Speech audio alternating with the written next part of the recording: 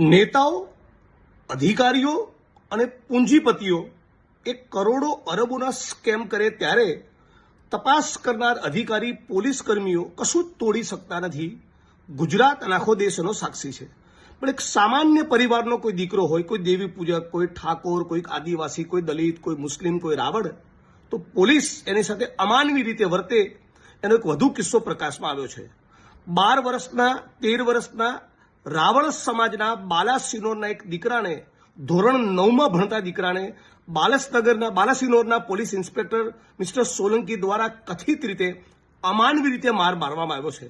અનેક મીડિયાના મિત્રો એને કવર કર્યું છે. એટલે હું તાત્કાલિક માગણી કરું છું કે પહેલા તપાસ કરીશું, પછી આગળ જતા એવી બધી વાત બંધ કરી તાબડતોબ આ વાતનો કોગ્નિઝન્સ લઈને પોલીસ ઇન્સ્પેક્ટરની સામે એફઆઈઆર કરવામાં આવે, નહીતર ઉગ્ર આંદોલનની ફરજ પડશે.